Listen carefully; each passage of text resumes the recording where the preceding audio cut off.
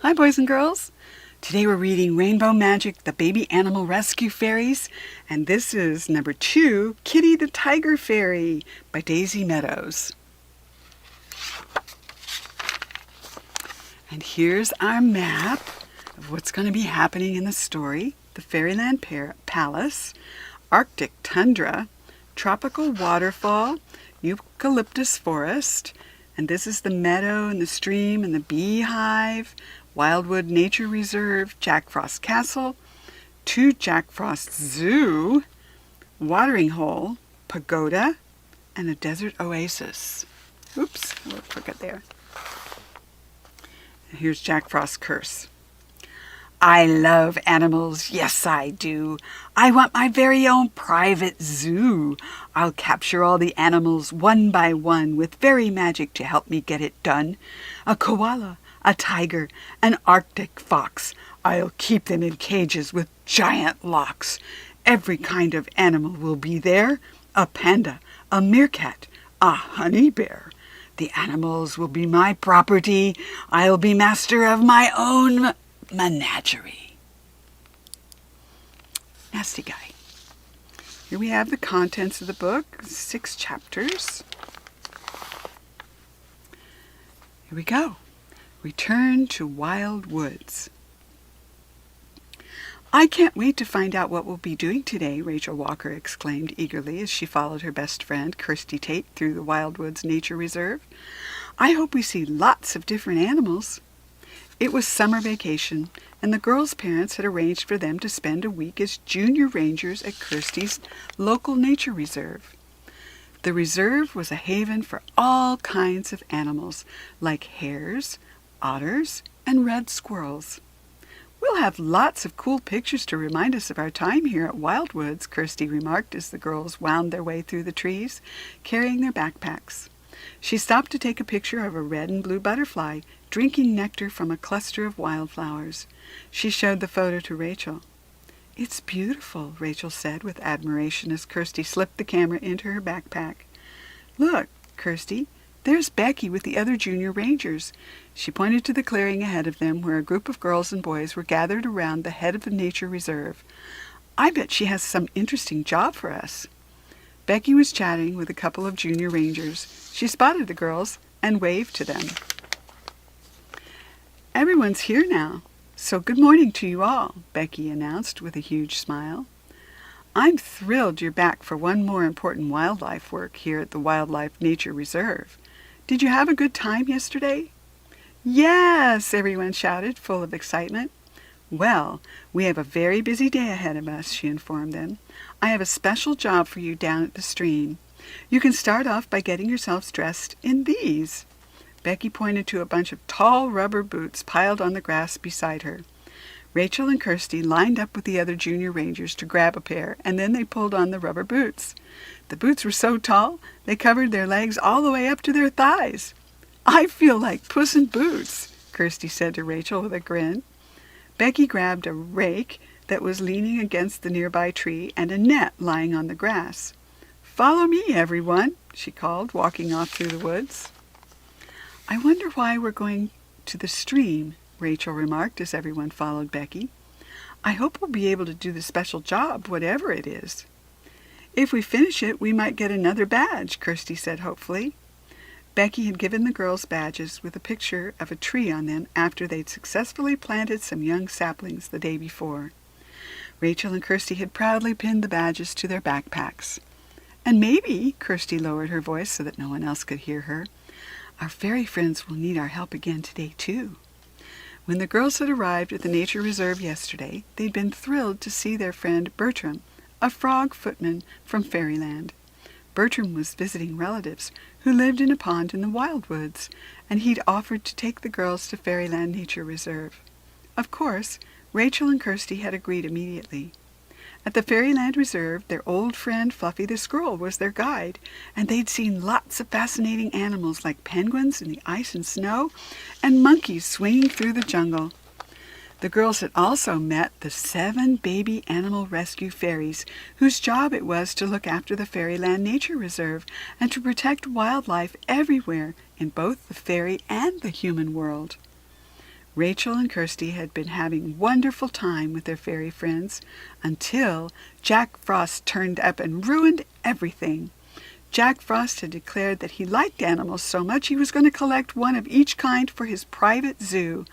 Then, with a magic ice bolt, he stole the baby animal rescue fairies' charms, the tiny furry animal keychains that helped them care for wildlife. Jack Frost then gave the keychains to his goblins and ordered them to hurry away to the human world and bring him some animals for his zoo. "We need to keep an eye out for goblins as well as wildlife," Rachel whispered. The girls had promised to help the baby animal rescue fairies retrieve their magic keychains and also protect the animals that selfish Jack Frost wanted to capture for his private zoo. The fairies had been very grateful. All 7 of them had waved their wands together, and their combined magic had granted Rachel and Kirsty the power to talk to animals. "It was so mean of the goblins to kidnap Pan with the baby panda yesterday," Kirsty recalled as Becky led them deeper into the woods. "But at least we were able to rescue him and take him back to his mother. Wasn't it amazing talking to a real live panda, Rachel?" "Awesome," Rachel agreed. Pan was so cute." And she glanced around. "I can hear water trickling, Kirsty. We must be close to a stream." Kirsty took her camera out and snapped a few pictures. The forest was beautiful in the early morning light. Becky led the junior rangers past a clump of oak trees toward the stream. But what the girls saw ahead of them made them come to an abrupt stop and gasp in horror. "Oh no!" Kirsty cried. "What happened to the stream?" Kitty comes for help. Everyone could see that the little stream was a complete mess. In one place there was an ugly pile of dead leaves, twigs, and overgrown reeds that created a dam, blocking the flow of water. When the water reached the dam, it had nowhere to go, so the stream was overflowing its banks. This made the ground damp and soggy. But below the dam, there was hardly even a trickle of water, and the girls could see the dry bed of the stream. "This is really bad for the wildlife in and around the stream," Becky explained, frowning. "We have to get the water flowing freely again." She turned to Rachel and Kirsty. "I'd like you two to do this job, please." "Okay," the girls agreed eagerly. Kirsty put away her camera. "One of you can clear away the mess," Becky went on, and she began pulling at the dam with the rake, loosening some twigs and leaves. "Then the other can use the net to scoop the stuff out of the water." Becky handed the rake to Kirsty and showed Rachel how to drag the net across the surface of the water, collecting all the leaves and twigs. "Can you do that?" The girls nodded. "Excellent!" Becky flashed them a smile. "I'll come back when I've shown the others their jobs farther up the stream. Just pile up all the stuff you can scoop out of the bank, girls. We can make compost with it. We try to be as green as we can here at Wildwoods." "No problem," Rachel called as Becky and the other junior rangers left. The girls got to work. Kirsty used the rake to break up the dam, and Rachel tried to catch every piece of leaf and twig in her nets so she could remove it from the water. It was hard work, but they were determined to get the stream flowing freely again. Suddenly, the flapping of wings overhead made both girls look up. Rachel gasped as she saw a large bird with gray, white, and black feathers flying towards them. "Oh, it's a heron!" Rachel exclaimed. "Isn't she beautiful?" Kirsty said with a sigh, her eyes wide. "Thank you for cleaning up the stream," the heron called to them in a high, sweet voice. "I'm looking forward to fishing downstream once the water is flowing again." "You're welcome," Kirsty called, and she and Rachel waved as the heron flew off over the treetops. "Being able to talk to animals is so much fun," Rachel said happily as they got back to work. A few moments later, Rachel heard a rustling among the reeds. She glanced over and saw 3 pairs of bright, dark eyes watching her. Rachel smiled when she realized that it was a mother otter with her 2 babies, and she pointed them out to Kirsty. "Hello there," Kirsty said to the otters. "Can we help you?" "I was hoping to teach my babies to swim," the mother otter explained, twitching her whiskers. "But the stream is too deep on one side of this dam and too shallow on the other." "We're clearing it away the dam," Kirsty told her. "Why don't you come back a little later?" "Good idea," the mother otter agreed. "Thank you," and the 3 otters scampered away. The girls continued pulling the dam apart. More water was beginning to trickle through here and there, which encouraged them to keep working. "See that big log?" Rachel panted, pointing it out to Kirsty. "I think that's keeping a lot of water from getting through. Let's try to pull it out." Kirsty pulled at the log with her rake, but it didn't budge, even though she put all her weight into it. Rachel threw the net down and went to help her, but even between them they couldn't move the log at all. It was stuck fast. Both girls tried and tried, but they were puffing and panting, now out of breath. "Let's take a break," Kirsty gasped. There was nowhere to sit down except on the wet ground, so the girls leaned against a nearby tree rested a few moments. "I think we need an energy boost," Rachel said with a grin. "I packed some cereal bars." Rachel opened her backpack and looked out her tiger print lunchbox. As she took the lid off, the girls were surprised to see a magic golden glow coming from inside. Then they saw a little fairy flutter out of the lunchbox and hover smiling in the air before them. "Kitty, the tiger fairy!" Kirsty exclaimed. Tiger talk. "Hi, girls," Kitty said. She was dressed in a sleeveless top with diagonal stripes, rolled-up jeans, and ankle boots. She also wore a headband with tiger ears on top of her blonde curls. "I'm sure you can guess why I'm here." "Jack Frost's goblins are trying to catch more animals," Rachel guessed. Kitty nodded. "Right now, those mischievous goblins are chasing 3 tiger cubs, hoping to capture one for Jack Frost's zoo," she replied, frowning anxiously. "And I can't protect the cubs with my magic because the goblins have my magic keychain." "Can we help?" Kirsty offered eagerly. Kitty smiled. "Thank you, girls," she replied. "Let's go and stop those dreadful goblins. They can't get away with kidnapping my beautiful tigers." Kitty shook her wand, conjuring up a cloud of glittering fairy dust. The girls were whisked gently away, and in the blink of an eye, Rachel and Kirsty found themselves thousands of miles from the nature reserve. They landed in a beautiful faraway jungle where they could feel the heat of the red gold sun overhead. They were standing on a rock jutting out over a river that flowed down from a beautiful high waterfall. The banks of the river were lined with tall trees and tropical flowers. "I wonder what happened to my poor little tiger cubs," Kitty said anxiously. Before Rachel and Kirsty could say anything, they heard a loud roar coming from among the trees. "Go away!" "Who's that?" Rachel asked cautiously. She and Kirsty turned to look, and suddenly the girls saw 2 tiger cubs slip out from behind a tree and prowl toward them. They looked ready to pounce. Immediately, Kitty swooped down lower. "Don't worry, little one," she called to the tiger cubs. "These are my friends. You're very safe." The tiger cubs stopped, looking uncertainly at the girls. "They're not green like the others," the biggest cub growled. "We're not green because we're girls, not goblins," Rachel explained gently. "And we want to help you, not hurt you," Kirsty added. The tiger cubs looked much happier. "Let me introduce you," Kitty said with a smile. "Cubs, these are my friends, Rachel and Kirsty. Girls, this is Stripes," she pointed her wand at the biggest cub, "and this is Tig, his brother." "Pleased to meet you, Stripes and Tig," declared in their cute growling little cub voice. "But, boys, where's your sister Sheba?" Kitty went on, looking worried. "You 3 are always together." "We got separated when the little green boys started chasing us," Stripes replied, his voice full of concern.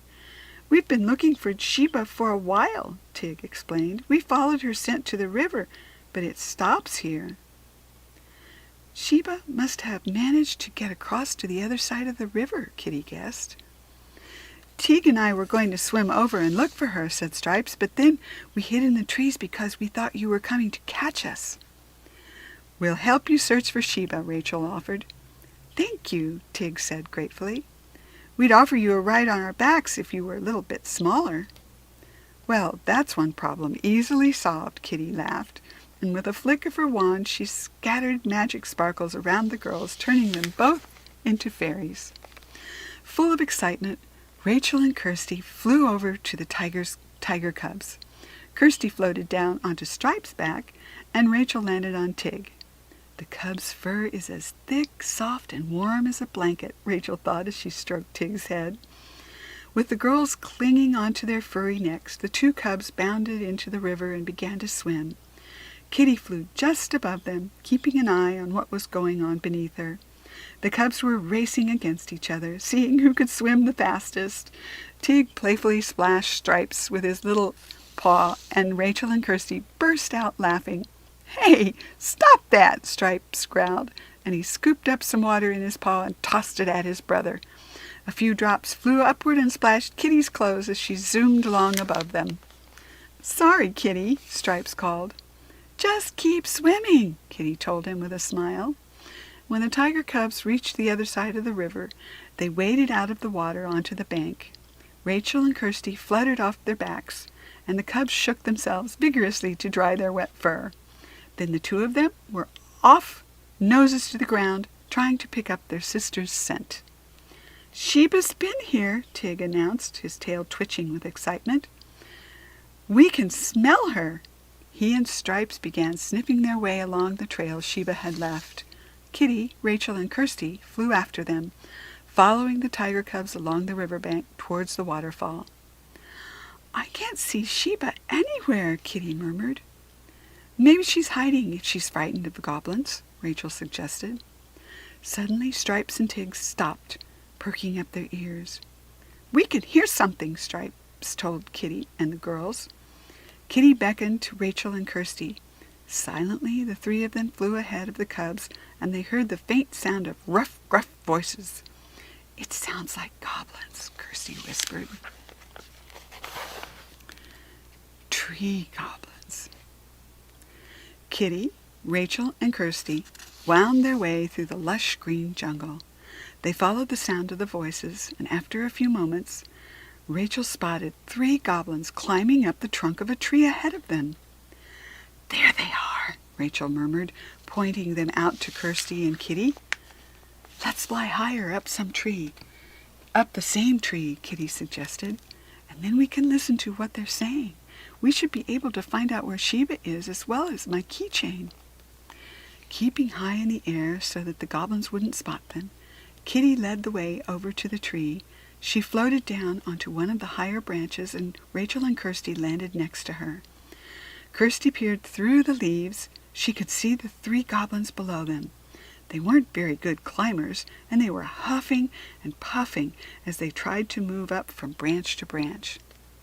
"This is all your fault," the goblin was highest up in the tree screeched at the one below him. "You lost the fairy's magic tiger keychain." "Lost?" Kitty repeated under her breath, looking disappointed. "It wasn't my fault," the second goblin whined. "Not really." The third goblin was even lower down on the tree and was struggling to swing himself up to the next branch. He made a giant, desperate lunge and ended up hanging upside down from the branch by his feet, like a bat. Kitty and the girls tried hard not to laugh at him. "I need help!" the goblin shrieked. The first and second goblins ignored him and kept arguing. "You were carrying the fairy's magic keychain," the first goblin shouted accusingly, "and now you don't have it, so it must be your fault." The second goblin looked sheepish. "I wasn't expecting those tiger cubs to be so scary," he mumbled. "And anyway, the magic keychain isn't really lost. We know where it is. The smallest tiger cub has it." Kitty glanced excitedly at the girls. "That's Sheba," she whispered. Suddenly there was a rustling in the undergrowth down below. The next moment Stripes and Tig burst out and raced towards the tree, growling fiercely. The girls could understand what the cubs were roaring. They were saying, "Where's our sister?"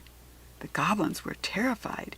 2 of them hauled the third up to join them, and they all sat shivering and shaking on the branch below Kitty and the girls.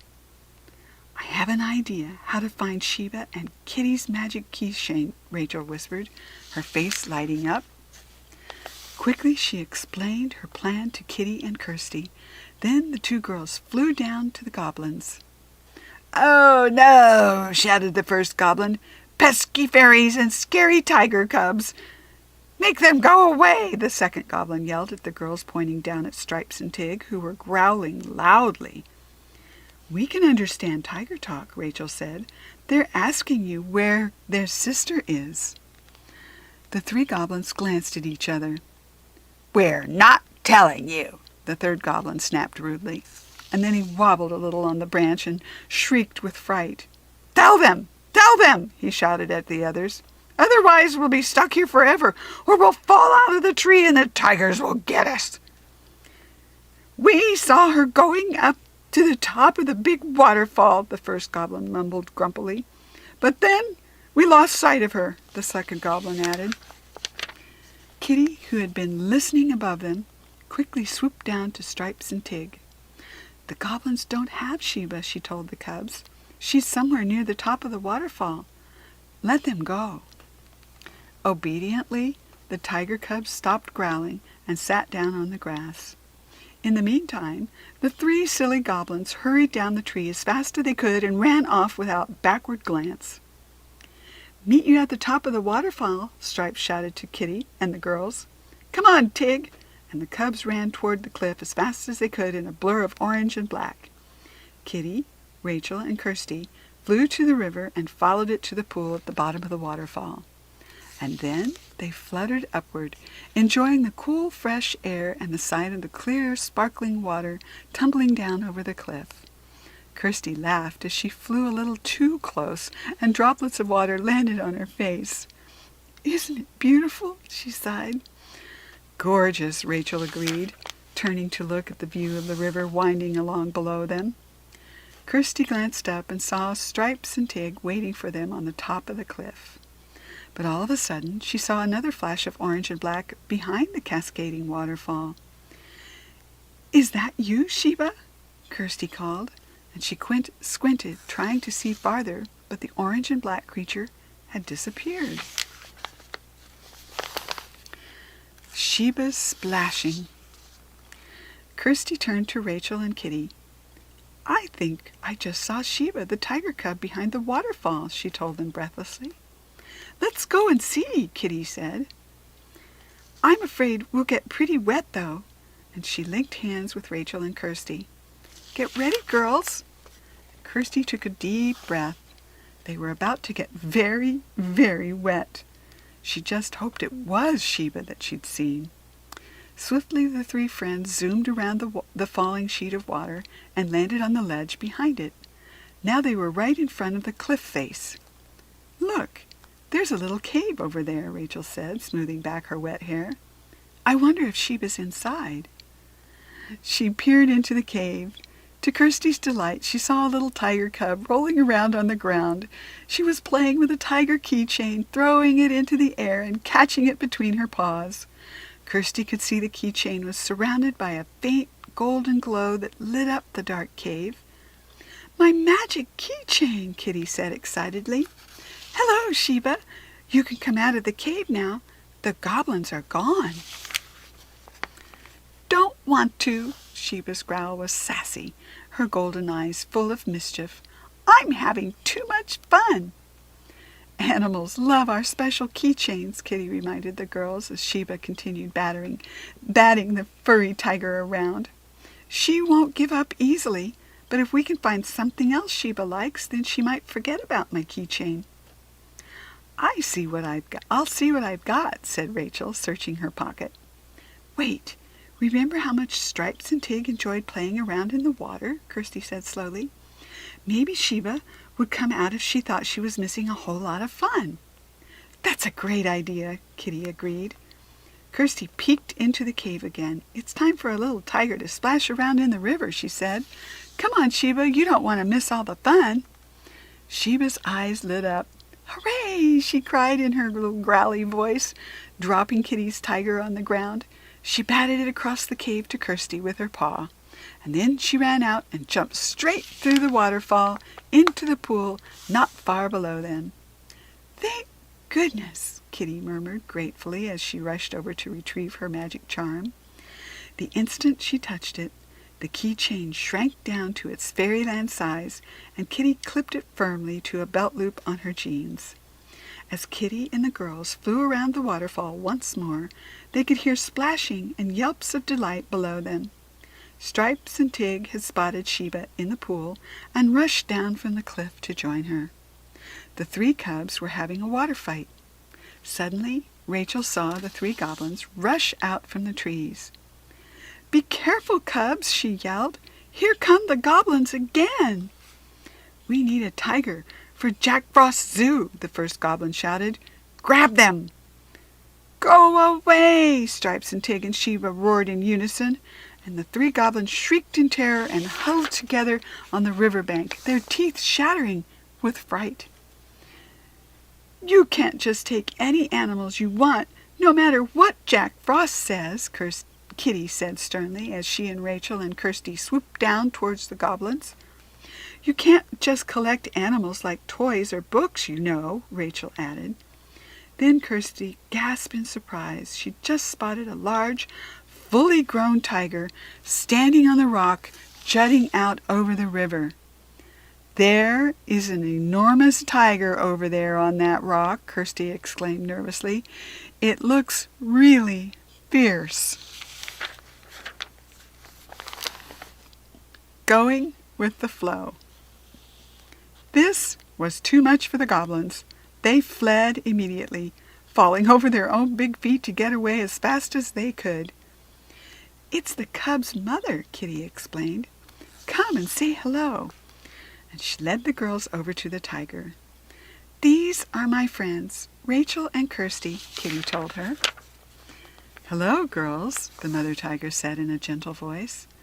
"Thank you for finding my cubs. I was extremely worried about them." "Mother, Mother!" the cubs roared in chorus. They began paddling across the pool toward her. "And thank you, Rachel and Kirsty, for finding my magic tiger keychain." Kitty patted the keychain attached to her jeans. "I'll be off to Fairyland now to tell them the good news." An idea popped into Kirsty's head. "Before you go, Kitty, could you help us out at Wildwoods?" she asked. "Of course," Kitty said instantly. They all called goodbye to the mother tiger, Stripes, Tig, and Sheba. Then Kitty's magic restored the girls to their normal size and whirled them off to Wildwoods Nature Reserve. Just a few seconds later, the 3 of them were back at the stream. "We can't move that log," Kirsty explained, pointing it out to Kitty. "Can you help?" "I certainly can," Kitty agreed, smiling. She tapped the log with her wand, showering it with fairy dust. The log immediately rose up out of the water, floated through the air, and came to rest on the bank of the stream. "Thank you, Kitty," Kirsty said happily. "Look, Rachel, the water's starting to flow again." The girls cheered as the water splashed through the gap left by the big heavy log and began to fill up the dry bed of the stream. "And now I really must go," Kitty smiled. "Goodbye, girls. I know I can count on you to help protect wildlife everywhere from Jack Frost and his goblins." She vanished in a puff of glittery fairy dust. Then the girls heard the sound of beating wings overhead, and the heron swooped down to land on the bank next to them. "The water's flowing again," the heron said excitedly. "Now I can fish downstream whenever I want." Rachel nudged Kirsty. "And here come the 3 otters," she said. The mother otter was leading her 2 babies to the edge of the water. "Hello, girls," she called to Rachel and Kirsty. Then she turned to her babies. "Just do what I do," she told them, and slipped into the water. Her babies followed, looking a little nervous. "You're doing really well," Kirsty called, and she and Rachel applauded as the baby otters paddled hesitantly across the stream. Suddenly, the girls heard the sound of footsteps, and they saw Becky approaching through the trees. The heron flew away, and the otters swam into a clump of reeds to hide. "How are things going, girls?" Becky asked. "You got the stream flowing again? That's wonderful!" Then she noticed the log on the bank. "How on earth did you manage to move that? Nice work! It'll be a perfect bench for visitors." Rachel and Kirsty grinned at each other. "I think you both deserve a second badge," Becky added, handing one to Rachel and another to Kirsty. "As you can see, these badges have a picture of a stream on them." The girls were thrilled. "And I have another tricky task for you tomorrow," Becky went on, her eyes twinkling. "Do you think you'll be able to do it?" "We hope so," Rachel replied with a grin. "A tricky task?" Kirsty whispered as Becky went off to check on the other junior rangers. "It can't be trickier than helping the baby animal rescue fairies protect wildlife from Jack Frost." "True," Rachel whispered back. "We'd better be ready for anything." I love these rainbow magic stories. Bye-bye, till we read together again next time.